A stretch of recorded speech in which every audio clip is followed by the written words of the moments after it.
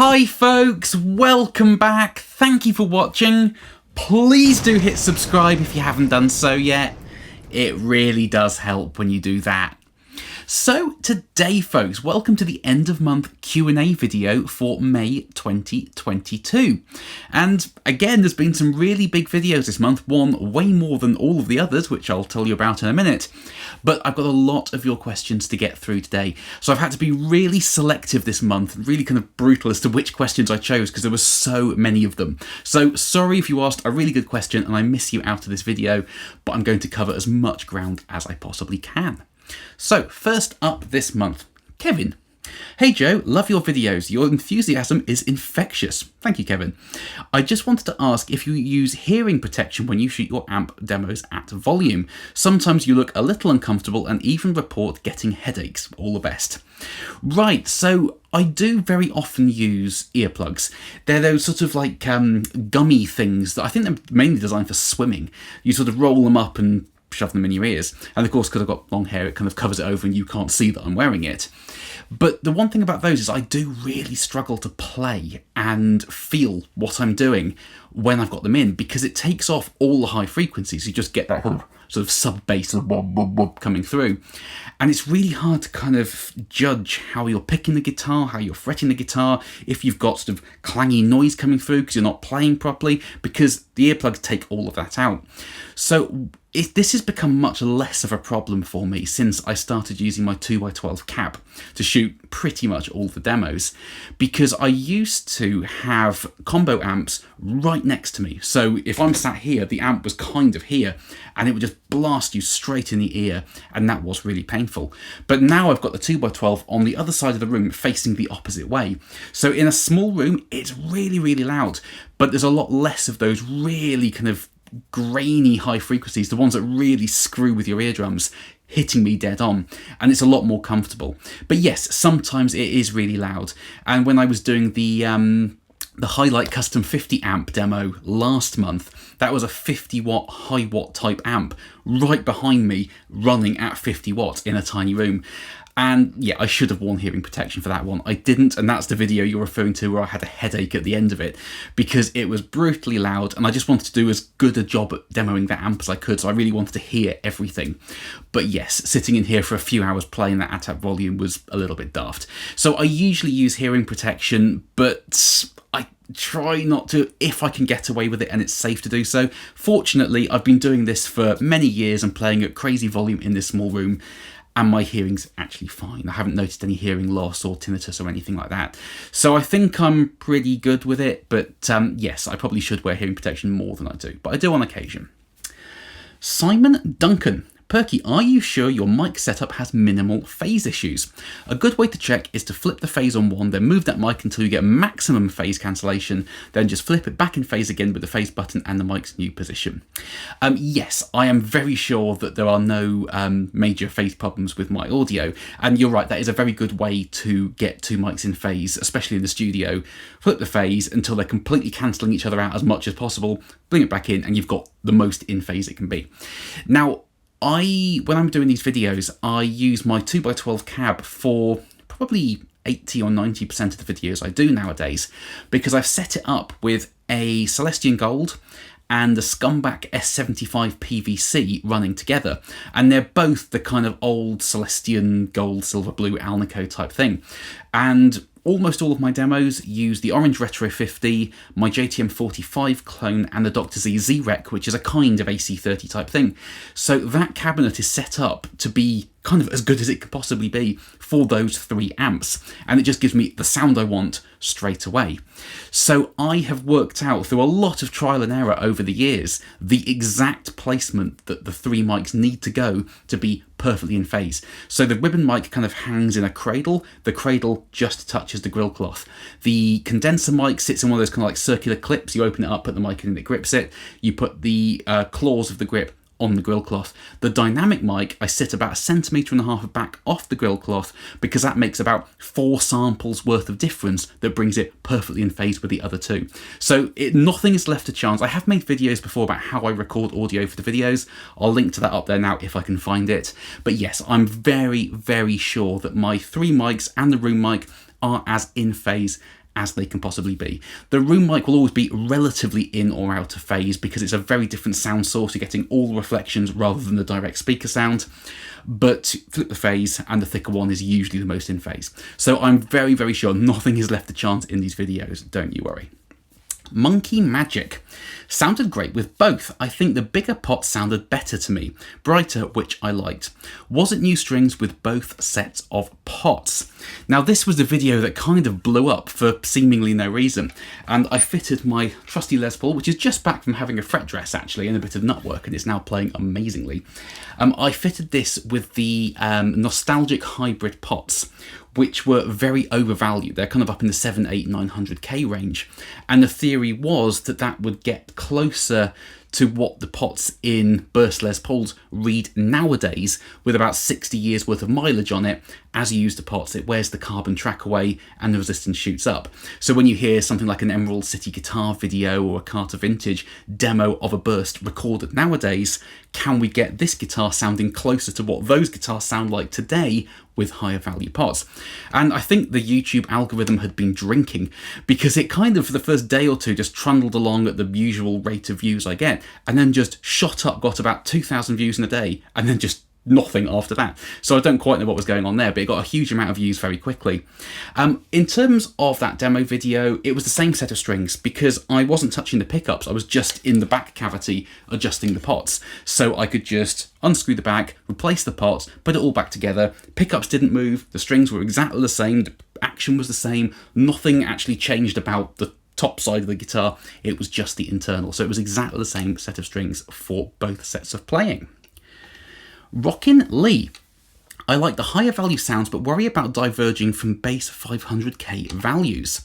Are you making the guitar difficult to use with pedals or amps, especially modern amps? Also, any pro level recordings of bursts will be EQ'd and may not be representative of what you hear in the room. Did you see Thomas Blue, I think it's Thomas Blug, playing a 59 recently, being best recording and talk through of PAFs I've ever seen. It was for Number One Guitar Center. I haven't seen that video, and I did comment back saying I was going to check it out. I haven't yet. I will do that. Two things there. I think for me, the higher valued pots, they just make the guitar sound a little bit brighter. Doesn't make it hard to use, especially if you're used to jumping between a Les Paul with humbuckers to a Telly with single coils, which naturally sounds brighter and more upper mid-rangey. No, it hasn't made it difficult at all. I don't think it changes the impedance, at least I don't think it should. So I've tried this with fuzz pedals, sounds amazing. It's just a little bit brighter, as you would expect from having much higher value pots in there.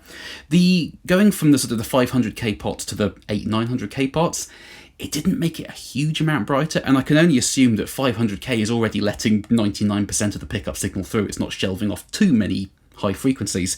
So going to the higher value pots, it just let everything through that wasn't, but that was only a little sort of fairy dust on the top, as it were. It didn't change the fundamental sound of the guitar hugely. The second thing, any pro level recordings of bursts will be EQ'd and may not be representative of what you hear. I think this goes back to the video I made a few months ago about what you're actually listening to in YouTube demo videos. Because yes, a lot of people might EQ their recordings to sound better, even though it's not what the guitar actually sounded like. For me personally, and I'm not saying I'm a pro level demoer whatsoever in a small room or anything like that, but in terms of audio quality, I use 4 sort of multi-mic type setup, and hopefully the audio quality is pro quality. I never EQ anything. I just use the 3 mics. I've set them pretty much at the same volume, and that's what you hear, completely uncompressed, untreated, unenhanced, coming out of your speakers. So it depends who you're listening to as to how much kind of post-production trickery may or may not have been done. All I can say is on this channel, you're hearing 3/4, if you include the room mic, 4 raw microphone recordings coming out of your speakers, balanced out to sound as close to what I had in the room as possible. That's all you're hearing. So I don't think every pro level recording is EQ'd to be completely unrepresentative. So I can only speak for myself on that. ABC, DEF. Those higher value pots are the way to go for me. Sounds ace.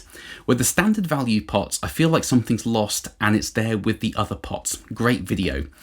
I think what's lost with the lower value pots is simply just a little bit of high end. I mean, these central lab pots might have been kind of changing the sort of the mid-range frequencies a little bit, but ultimately they're just a bit brighter. Now, we tend to associate brighter sounds as better sounds, and if you go from something bright to something that sounds a little bit more dull, we tend to perceive that as not sounding as good.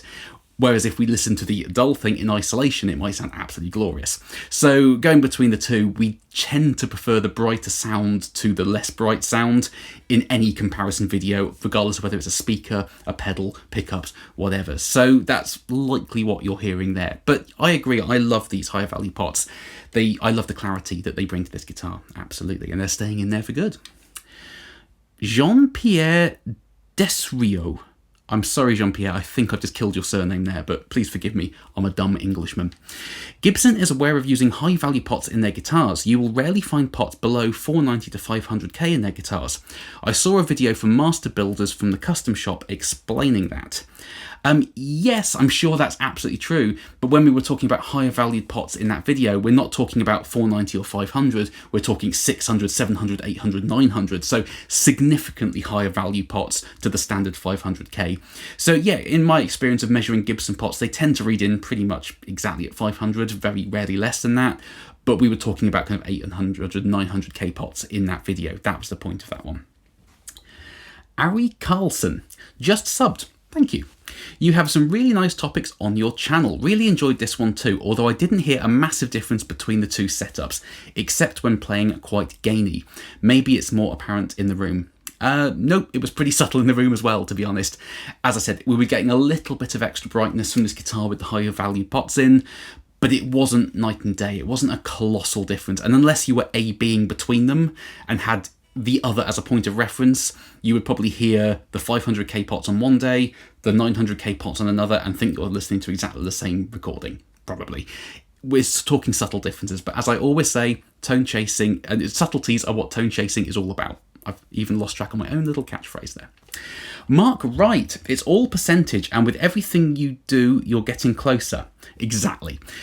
Do you think you'd try a Four Uncles ABR1 bridge? Now, I've heard a lot about the Four Uncles ABR1, and I believe this is something that Dave Stevens of amazing PAF fame, and infamous and famous at the same time, something he's done in conjunction with a few others. So it's basically a super vintage correct ABR1 bridge for custom shop Les Pauls and things.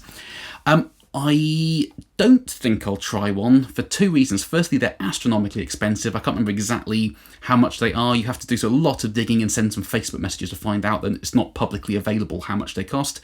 But I think from memory, they're in like the sort of £400 type range for a bridge. So I don't think I'd go there on those grounds. But also, pretty much all of my guitars, I use the Faber ABR ones in here, but that's because Faber makes some that are designed to Nashville bridge dimensions, and pretty much all of my Gibsons came stock with Nashville bridges. So these are kind of, you need the adapters to go into the old holes, whereas on original ABR ones it was just a kind of a threaded spike that goes into the guitar. It wasn't like a recessed plug.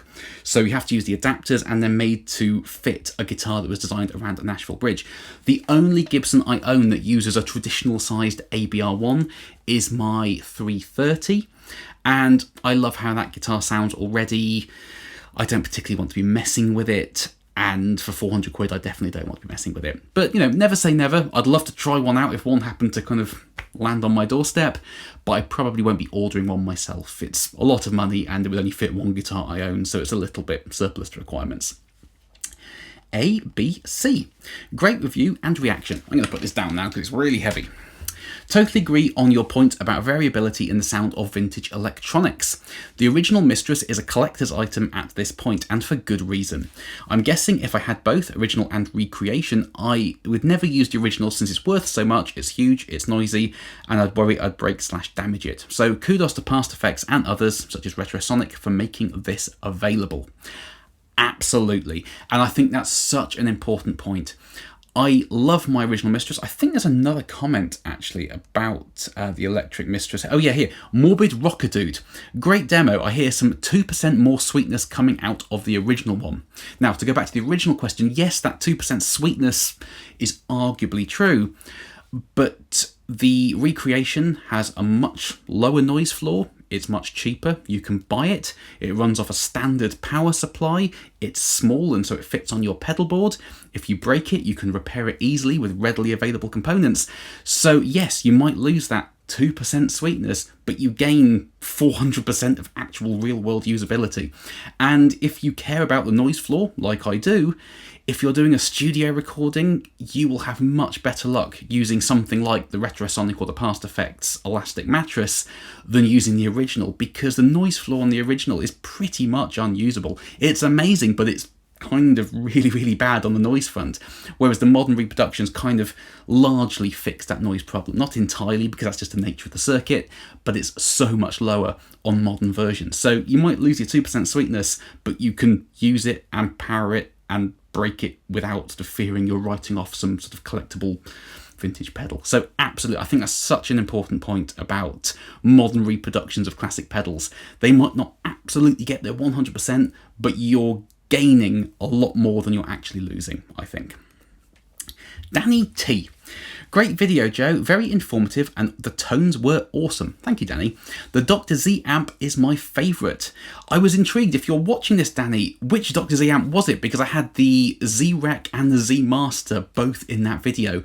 I'm guessing you're meaning the Z-Rec because it was up first, so unless you watched to the end, you wouldn't have seen the Z-Master. But I'm intrigued to know which one, because I love Dr. Z. I've actually just sold one of my Dr. Zs. If you've ever seen the Dr. Z DB4 on this channel, I parted ways with that recently and used it to fund another purchase, which you will see on the channel maybe in June. Maybe. Might be July, but hopefully in June you will see what I put the money from the Dr. Z DB4 towards. Fingers crossed. Craig Campbell. Joe, Effectrode recommend the fire bottle be placed first on a pedal board, but also recommend that for the Mercury. I've also got their magnificent PC2A. Obviously, I'll try various placements, but where would you place that 3? Later in the chain, they have a Rocket Archer, Diamond Tremolo, Vibrato, Memory Lane Junior, and MXR Phaser, all through a Nunibur immerse into a Tone King Gremlin. Thanks and keep up the good work. Now, this is the fire bottle tube boost and the Mercury tube fuzz, both from Effectrode, and yes, Phil says they both should go, ideally, first in the chain. Now, the fire bottle can go anywhere. It will work absolutely fine. The only thing that won't work is the Vary Z switch on the top, because that relies on getting a high impedance kind of direct-to-guitar signal in order to work. If you give it a buffered signal, so if you have any buffered pedal in line before it or a true bypass pedal that's turned on, that switch basically won't work. It will still work as one of the best tube boosters you've ever heard, but that particular switch won't work. So if you want to use the Vary Z switch, it needs to be first in line. The Mercury Fuzz, I've never actually put it first in line, and it seems to sound great. Give it a buffered signal or whatever. Yes, it's a fuzz, and fuzzes are notorious for needing to be first in line, but that's usually when we're talking finicky old germanium and silicon transistors. The Mercury generates its fuzz using, I think, germanium diodes or crystal diodes and a tube, so it's very different to a traditional classic fuzz that kicks off if it's not first in line. So I've given the Mercury Fuzz buffered signals and it's run absolutely fine. But if you want to make sure both of those pedals are true bypass, so if you put, say, the fire bottle first in line and the Mercury second, as long as you only use one at once, the first pedal will be true bypass, the second will be getting a high impedance signal, and they will both work as intended. So that's one way around it, but the Mercury especially, I've had it in the middle of my pedal board before now, and it sounded absolutely great. So I wouldn't worry too much about the Mercury. Again, the fire bottle will sound great anywhere, but you won't be able to use that Vary Z switch if it's not first in line or you're giving it a buffer signal. That's the only thing that really makes a difference. But the tube, the fire bottle is just an amazing tube boost. One of my favourite pedals. Daryl Weller. And this is going on to the big Fane Ascension Series speaker shootout I did of, I think it was 7 different Fane speakers. I like the 30s, the F30, the N30 and the A30. Would not know which to get, especially for distortion. I would typically go with ceramic for distortion, so probably the F30 out of that list. But that said, the A30 can sound great with distortion, and the N30 was a real standout speaker for me in that shootout, and a lot of people said the same, that all the speakers sounded great, but the N30 really held its own. And neodymium speakers tend to get a bad reputation for whatever reason, but that N30 is a serious speaker. And there's another question coming up here from Cactus Muckjactus. Are they still selling the N30s? They aren't on their website anymore. I did check this. If you search on Google for the Fane N30, you can still see the page, but if you navigate through the Fane website using the menus, it's not listed in the Ascension range. So I think it has been discontinued, but I wasn't 100% certain, and I had it here, so I included it in that shootout anyway. But going back to the original question, yeah, the N30 was great. I would probably stick with the F30 for gain, or the F25 or the F70. Ceramic just really works for heavier gain and distortion. It's not quite as bright, and the mid-range just really helps keep everything tight and cutting through without getting too fizzy or too boomy or too muddy. So I would probably go with the F30 out of those three. But yes, the N30 doesn't seem to be available anymore. Maybe it will come back. I don't honestly know. ABCDEF again. Awesome video. I always went with Celestians, but those Fanes sound gorgeous. I really like the combination of two different speakers like the A30 and A60. I always run the G12 M25 Greenback and the G12 H30 Anniversary together, but now I will definitely try out the A30 and the A60 in my 2x12. Now, I deliberately included the A30 and the A60 pairing in that Fane demo because it just sounded amazing. I've loved the A60 for years. It's a really great kind of woody, thick sounding speaker, but with the kind of snappy upper mid-range of the A30, the two together just went like that and sounded absolutely biblical. So I would definitely recommend the A30 and A60 combo. And yeah, if you're someone who traditionally goes with Celestians are a great company, but check out Fane as well. They do things slightly differently, but all their guitar speakers are handmade here in the UK, and I just love the ethos of Fane. You know, they take real care in their products to get them sounding as good as they possibly can. So if you're a Celestian fanboy, don't discount Fane. They're definitely worth a look as a kind of British voiced alternative. Right, Cosmic Wizard. Cool boost. Crazy tube circuits are bananas in how much they cram into each pedal. And this is the brand new Superconductor that was released about a week and a half ago. And it's 4 classic boost circuits in one box. So you have the a silicon Rangemaster treble boost, the kind of Echoplex EP3 preamp, an MXR micro amp, and the ZVEX Super Hard on a really bright glassy boost. So between the 4, you can boost anything in any way you want. That amp is killer, but I'll never have the money to spend that much on an amp. Joe, can you please get a hold of an old Rocker 30 and compare it to your amp? Talk about feel, similarities and differences if the room sound is similar to the recorder tracks and so forth. Not only do I want to hear what you think of the 30 amp, but it will help me know if I can live with what I have or if I have to sell a kidney to get a custom shop 50. Thanks. I think this is quite an important point to make about this channel in general, which is, yes, I do work with manufacturers. So, for example, with the Crazy Tube Circuits Superconductor, I took part in the initial launch of that. So, at a certain time on the Friday, whatever the date was, a lot of people dropped a video of this pedal, and that's how a lot of people launch pedals nowadays. So, I worked with Crazy Tube Circuits to bring you that. And I do work with companies, amp companies, speaker companies, all of that. But the bulk of the content you see on this channel are things that I fund myself. And it won't shock you to learn that doing a YouTube channel on the scale I do it is not a big earner. So I need to be really careful about what I spend money on and when. And I buy pretty much everything I buy secondhand to save that initial sort of depreciation. I just need to be really careful about what I spend money on to feature on this channel. And as a result, I think that can kind of work to my advantage a little bit in that you largely see content and products that I'm super passionate about and I absolutely love because I buy things that I know I'm going to like. So I can feature things on this channel and I can be sort of super buzzy and enthusiastic, as someone commented earlier, because I love what I'm bringing you. But it wouldn't make any sense for me, with the limited finances I have to run this channel, to go out and spend, was it £500 or something, on an amp probably it's a very different thing to my Retro 50. It probably won't be as much to my tastes as the Retro 50 because I love the old school orange sound. It wouldn't make sense for me to spend £500 on an amp that I probably won't like as much as the amp I've got to then have to sell it on and lose eBay fees and all that. It doesn't really make sense. Now, if Orange wanted to lend me one of those amps to shoot a comparison with my Retro 50, I would gladly do that because I love Orange amps. But it's not something I would go and spend my own money on because one person comments wanting to see that comparison. It wouldn't really make any sort of economic sense to me. So I think that's an important point. I do largely fund this channel out of my own pocket. I pretty much just indulge my own hobby and set a camera up for the ride rather than doing this as any sort of business. I would be a pretty crap businessman if I was trying to do this as a money earner, because it absolutely isn't. So I need to be very, very careful about what I spend money on, and I need to be very certain, pretty much, that I'm going to love what I spend money on that will then be featured on the channel as a kind of byproduct of me being a pedal addict, basically. So yes, I probably won't be checking out that amp anytime soon, but if Orange wanted to get in touch and lend me one, if you want to write to Orange and recommend they lend me one and get in touch, that's fine. I would gladly do that, but I probably won't be buying it myself. Enrico Palazzo really enjoyed the EP and the MF settings, and this is on the Superconductor again, so the Echoplex EP3 boost, and the MF is the MOSFET boost, i.e. the ZVEX Super Hard-On. I think Crazy Tube Circuit should sell some of those settings in single pedal format. Maybe, but the price point possibly wouldn't make sense. I don't know.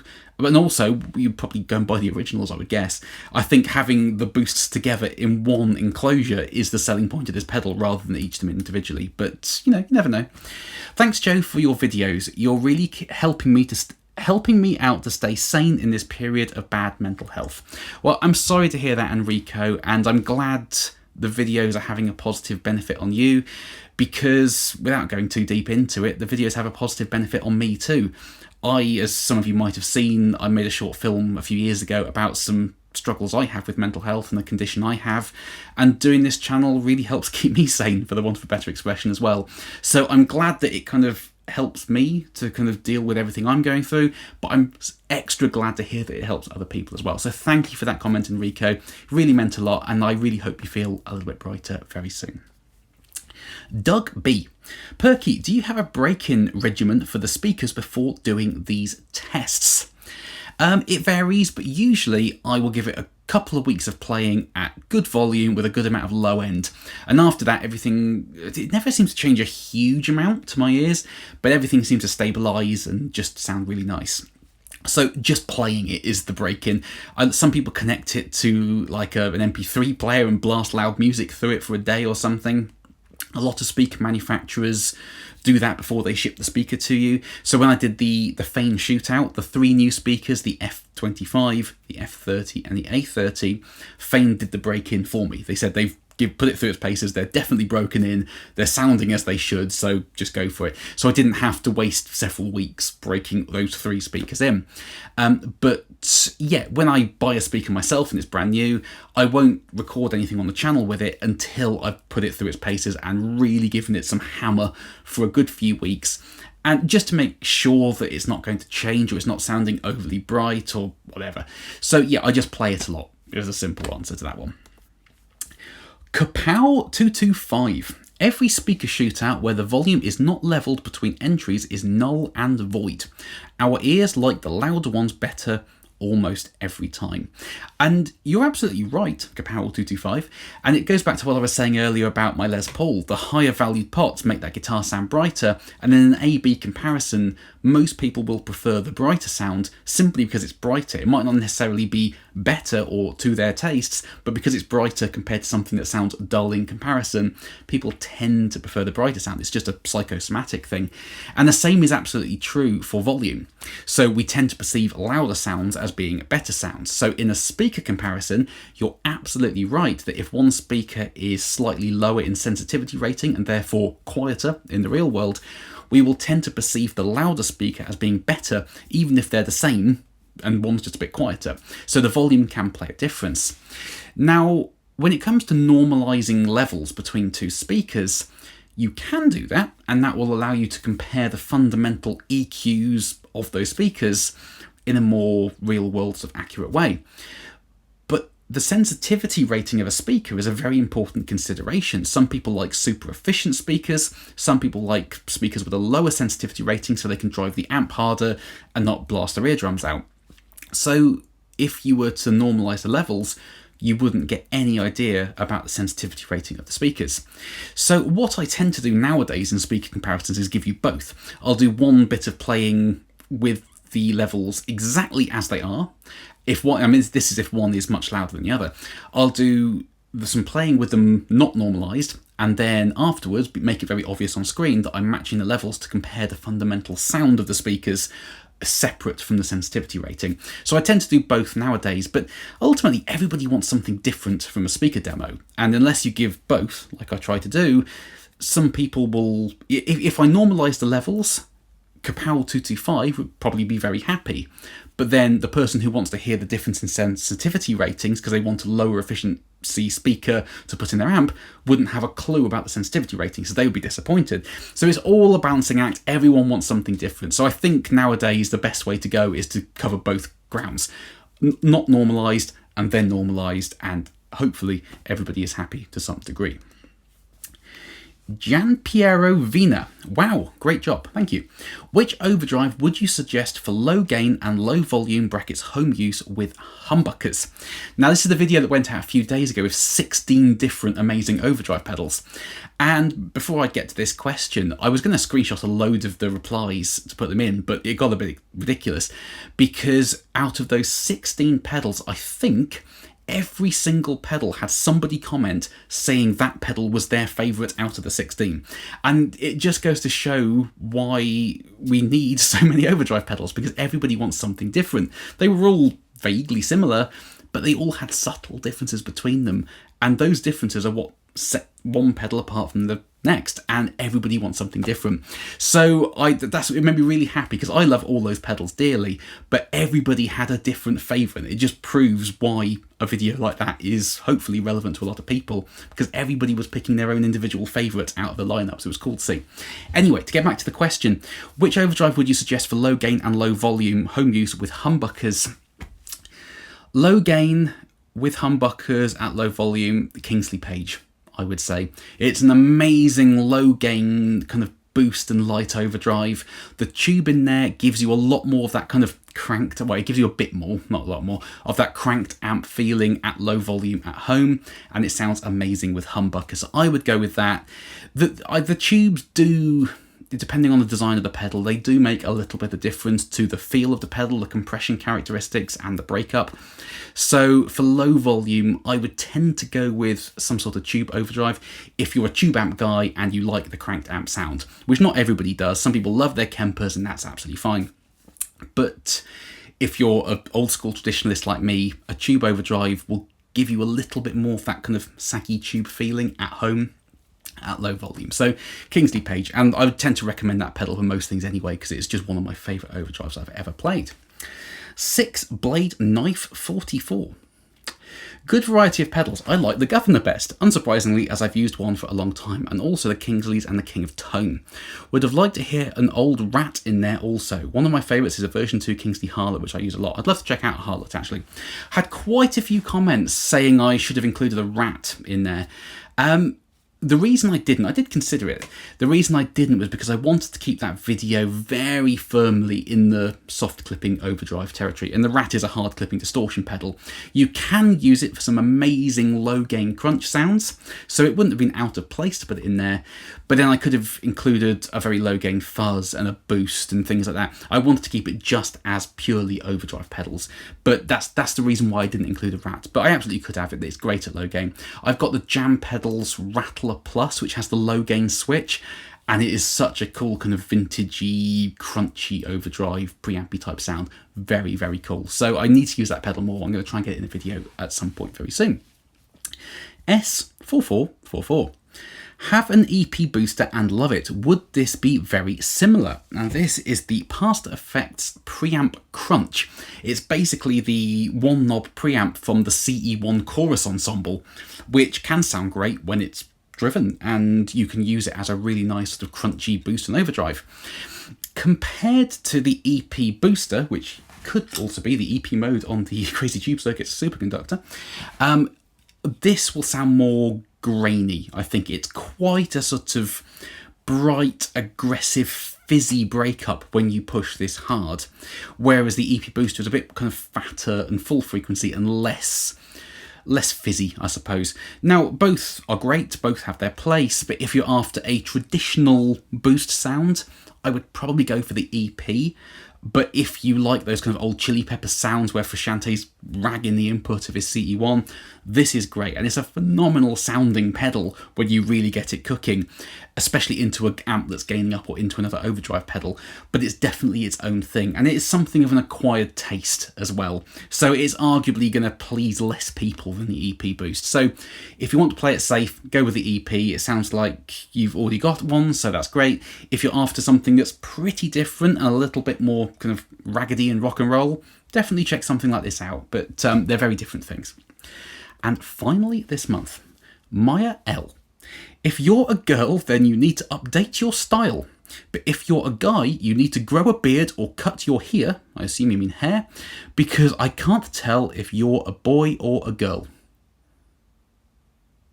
Okay?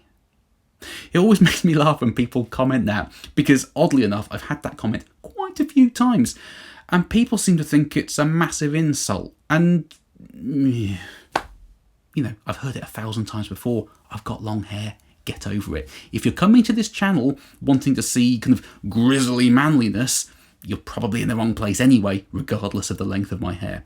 So thank you for your contribution, and please forgive me if I do not take it to heart. Anyway, that is the end of the questions for May.